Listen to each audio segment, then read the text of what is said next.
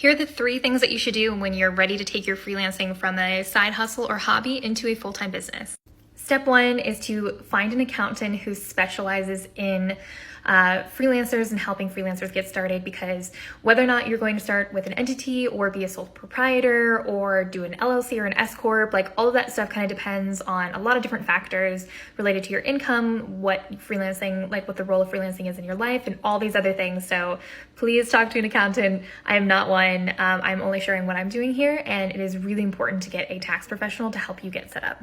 And the benefit of having an accountant and having a company that you freelance under is that you can get general liability insurance. You can kind of, start writing off expenses and itemizing expenses like travel or books. If you're doing it for freelancing, you can write off a lot of different things. There's a lot of tax advantages if you have a corporation versus just being a sole proprietor.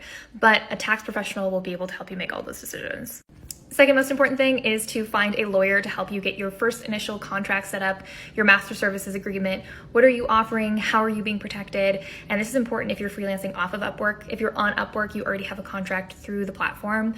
But if you are starting to take your business off the platform in terms of getting your direct leads through your website instead of through Upwork, then it is a great way to make sure that you're being protected. And it's important that you get a lawyer to draft that agreement. It's worth the cost, trust me.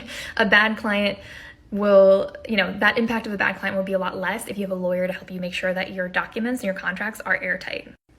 And third, you should be tracking what your income goals are, what your stretch goals are, how much do you want to make this month, and then keep on seeing if you can top the month before.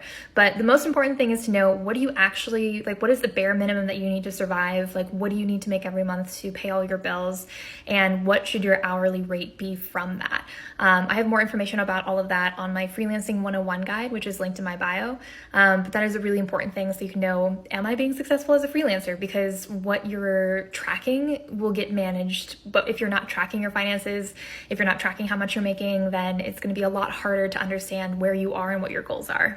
For more freelancing resources, feel free to check out my TikTok, and you can also visit my blog at amysuto.com, and I have a lot more resources I'll be adding to that website as well.